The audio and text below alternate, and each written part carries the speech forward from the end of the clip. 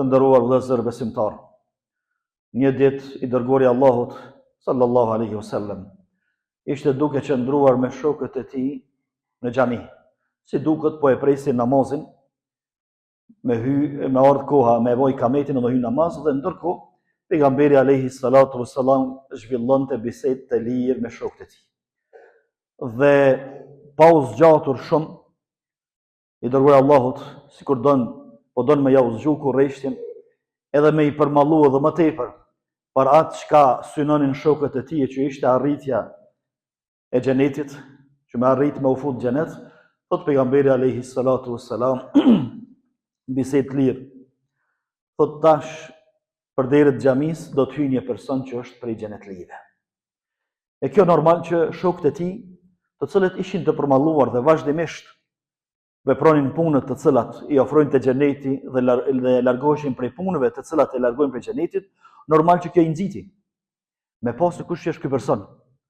Ja u zgjoj kurreshtin dhe ja fshtoi atë edhe më tepër se kush qenë ka ky person duke qenë gjallë xhenetlik.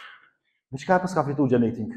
Edhe normal që kishin të drejtë me e shtu këtë interesim edhe me pas se cili person do të hyjë në xhami tash. Dhe pothuajse të gjithë i bënën sy të katër. Madje u bën këtë trup i tyre u bë sikurse me qenë sy dhe vetëm po e përcjellin derën se kush po hyn. Tash njerëzve aty shokëve të pejgamberit alayhi salatu wassalam po i shkojnë nërmend lloj njerëz, kush mundet me qenë. Ndoshta janë shokët e mëdhej që e kanë pranuar Islamin herët me Muhamedit alayhi salam, janë muhaxherët që kanë ardhur prej Mekës, edhe i kanë përjetuar gjitha ato tortura vetëm mos me heq dorë prej kësaj feje kështu më radh. Kur hynin një person prej ansarëve që shumë pak kush i po e njeh. Një person i thjesht, i mesëm ka mosha, i kish marrë thot nallët, sandalët e veta, i kish fut në sqetullën e majtë dhe po hyn xhami. Edhe u habitën shokët e pejgamberit alayhi salatu wasallam, mirë po nga edukata që e kishin nuk po i thënë pejgamberit alayhi salatu wasallam ç'kjo? Ç'është ky? Na pretën tjetër kanë? Mirë. Kaloi kjo ditë. Mirë po shumë prej shokëve të pejgamberit alayhi salatu wasallam, që ishin prezant aty jo me të krye kjo. Pse ky xhenetli? Pse na jo ky po? Jo pse i natin pse ai, po pse edhe unë jam. Edhe të nesërmen prapë pejgamberi alayhi salatu wasalam, të njëjtën kohë duke qëndruar me shokët vet, thotë që tash pas pak çasteve do të futet dikush për derën e xhamisë, i cili është xhenetli. Tash pe presin kush është ky person i dytë. Kush është ky person i tjetër që edhe ky që ka xhenetli. Kur hyni njëjti. Edhe po shkojnë të u bë dhe më kurrështar se pse ky xhenetli.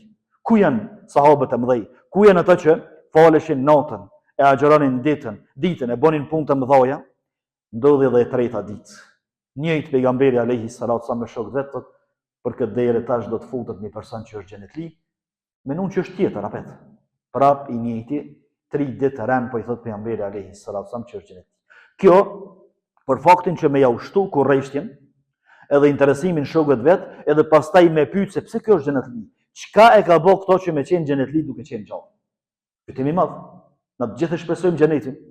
Edhe të gjithë kemi dëshirë edhe lutemi që me hyjë në xhenet. Mirë po ky për zgjallje fitoj, hala pa vdek po e din që është xhenetli. Edhe njëri prej këtyre djemve 3 që ishin me pejgamberin alayhi salatu wassalam, me emrin Abdullah ibn Amr ibn Asi, thot pa e zbulu vetë me veti ai, pa e zbulu se çka bën ky personi që ka hyrë në xhenet, to bëj edhe unë selam. Edhe kur del prej xhamis, kryet namazi, i lyhet mbrapa e përcjell një herë të cila derë është hyj. Pastaj në mbrëmje shkon te dera, edhe i troket. Oto filan. Unë thot me babën tem, i kena pas do fjalë, do mohabeti jo të mira, edhe kom i dhënë babën, kom vendos 3 net mos më shku me flet të shtëpia. Am kishe bokën atë, po më urna. Po vje keq që mos ka ndodhur me babën, po ndryshe urna. Edhe natën e parë Abdullah ibn Amr ibn Asi, i cili kishte shumë mirë punë me babën e vet, po don me zbulu këtë. Ama më thonë në fillim që ku marr me të zbulu, kë ka mundësi që i kishim shef punë të mira, se përpara punë të mira i kanë shef, qysh na sot po i shefin punë të liga dhe gjëra. Edhe thot Abdullah ibn Amr ibn Asi po e përcjelli, po bona kishim flet, edhe po tham kjo tash ka më çu më fal tan natën. Shkoi gjysa natës, quhet. Shkoi fundi natës, nuk quhet. Thirrje zani sabahit, çatëru quhet, boni tesbih la ilaha illallah, Allahu akbar, mora vdes dhe shkoi në xhami fal. Mirë po, ai e dinte se ky s'ka më shku te shtëpia 30. Po tash ditën e dytën e ka më zbulu. Atë natën e parë të ka qenë i lodh. s'ka mujt më uqu më falë natë. Tash pa uqu dytën nuk e lë. Se gjenet li, shme hynë gjenet pa u falë namaz shumë. Thot prapë edhe natën e dytë po bëj që janë fnejt, s'qohet për sëri më falë. Vjen nata, kalon nata, vjen sabajt, njët, apet. Thot ditën e tretë ja ka me zbulu jasko. Se këtë dy ditë nështë ta o koni lata, ku e një uru prej meje, ama tretën s'ka qarë pa u që më falë këtë. Prapë edhe e treta njët s'u që më falë. Edhe, për thot o filan, Abdullah ibn Amr ibn As, kjo që i kish kun konak. Thot vallahi as kom pas nga trejs me babën, as nuk i kom thonë që 3 net nuk vi me bujt në shpe.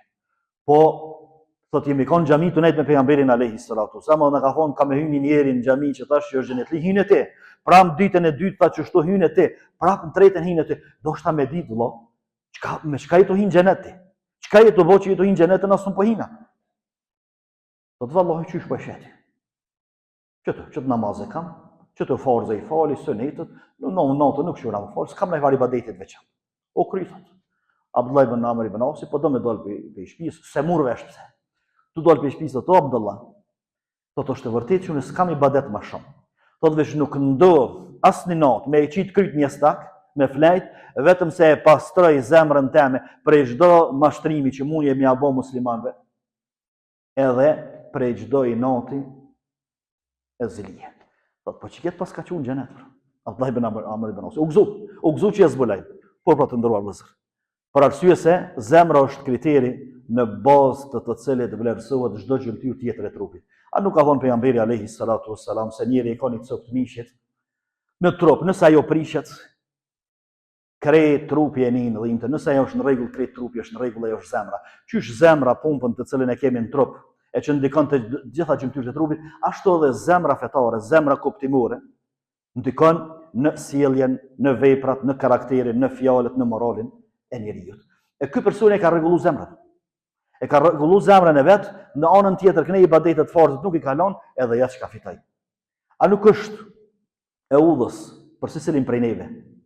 Këto zemra që i bart, edhe i kemi mush me gjithçka.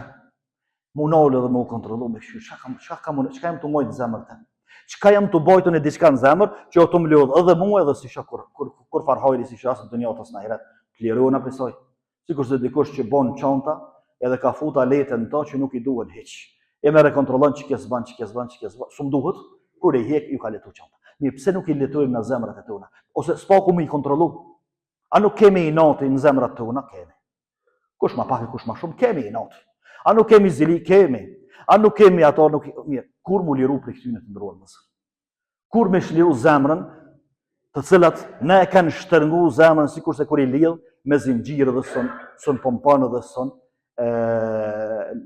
e bën jetën që shduhet. Pse mos mu liru për këtyne? E lirojmë vetën, para se mu liru tjerë, po i lirojmë edhe tjerë. E lirojmë prej hakit të tjerëve. Sepse me këto zemra të ndruar vëllezër, çështë që kemi, çka kemi në tu, me çto kemi mi dalë Allahut përpara. Edhe ka mu shpalo zemra vallahi, ka mu qel zemra dhe sicilla sicilla cilësi që kemi pas zemër, këtë kanë me dalë para Allahut edhe ka me thonë filoni ka pas çto me veti çto. Shka na ka viju inati, shka na ka viju rrejtja, e cila na ka shkaktu stres, e na ka shkaktu presion, e tani depresion, e të gjitha këto problemet, edhe çka ka bo mu prish me njerëz. Mos mu knash me njerëz. Çka na duhet kjo? E Allahu në Kur'an e ka përmend ditën e gjykimit, duke aludu në këtë që e përmendu ne, yawma la yanfa'u malun wala banuna illa man ata Allah biqalbin salim. Atë ditë nuk i bën pore, edhe nuk i bën punë, pasunia dhe familja, pos ai që vjen me zemër të paqë. Don pasuria edhe familja nuk i bojnë pore nëse ai nuk ka punu vepra. S'mundet me dikush për hatër të familjes dhe për hatër të pasurisë që ka pas me hinë xhenet, s'ka me punë hinë xhenet. Illa man ata Allah biqalbin salim, pos ai cili vjen te Allahu me zemër të shnush. Është e përhapur ajo fjala në popull tonë, unë kam zemrën e shnush, nuk ka njeri që thotë kam zemrën e smut ose zemrën e ligë ose zemrën e keqe. Mirë, po zemra e shëndosh të ndëruar vëllezër, që ku e kemi modelin se çysh matet. Farzët e Allahut i ka kry, obligimin ndaj Allahut i ka kry, me njerëzit ka qenë mirë korrekt, që kjo është zemra e shnush. Amo zemra e shnush, edhe nuk e kryen farzin e Allahut, ku është ajo shënet e zemrës? Ku është ajo shënet që kjo zemër nuk din me i thonë Allahut faleminderit Allah? Hamdi të kof tyje që më ke bo kështu. Së është të shnushke, nuk është të shnush me Allahun. Për ata domethënë për me qenë zemra e shnush, po me njerëzit do të me i rregullu këtë punë. Edhe me hije këto vesa dhe këto veti të cilat na dëmtojnë neve në këtë dunjë dhe në ahiret edhe i dëmtojnë edhe tjerë. Mirë po, duhet me qenë shnush edhe me Allahun. Paraprakisht me Allahun. Do të me qenë mirë me Allahun, me i kry farzët e Allahut, mu largu prej harameve të Allahut, mu largu prej gjithë shkafit që e shkakton hidhrimin e Allahut. Qysh ka mundësi një zemër me qenë shnush ndërsa Allahu me pa me hidhrim atë zemër.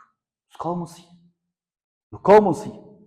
Pastaj edhe me njerëz nuk ka mundësi më kanë shumë shnush, se nuk është me Allahun, që çdo të më kanë edhe Allah është më meritori që na me u sjell me Allahun me zemër të shëndosh, atë çysh sillemi me njerëz. Andaj të nderuar vëllezër, porosia e kretë kësaj është që ti kontrollojmë zemrat tona. S'po tham ti pastrojmë se nashta dikush s'ka nevojë me i pastru, po ti kontrollojmë her pas here. Njeriu i cili kujdeset për shëndetin e vet, shkon te mjeku dhe pa qenë i smut. Ti vaj të kontrollë dhe analiza, mos kam diçka, s'kam kur gjë, elhamdulillah. Çështu ti themi edhe zemrës tu. Shoh mos kam diçka, mos jam të mojt diçka pa nevojë, mos jam të mojt diçka që o të ma prish jetën, o të ma hup lezetin e jetës, kënaqësinë e jetës. Ta hiqi s'mbyn ma prish jetën, s'mbyn mos më lën me shiju jetën. Edhe kadër ka dole gradualisht, nëse ka diçka të panevojshme e largojmë, e largu, mbetet zemra shëndosh, edhe pastaj që kjo zemër i ban punë edhe i ban dobi atij personi që e takon Allahun me ton ditën e gjykimit, qalbun salim, zemra shëndosh. Allahu na dhov zemra të shëndosh. Allahu na mëson me i pastru zemrat nëse kanë nevojë me u pastru ato vazhdimisht dhe me jetu me zemra të tilla edhe me i taku Allahun ditën e gjykimit me zemra të shëndosha, pastaj këto zemra të shëndosha Allahu i shpërblen me xhenetin e tij dhe i shpëton prej dënimit, prej xhenemit të tij. Qofshme prej të tillëve, ne familjarët tanë, dashamirët tanë dhe gjithë muslimanët anë kanë botës. Aqulu ma sami'tum astaghfirullaha li wa lakum fastaghfiruhu innahu huwal ghafurur rahim.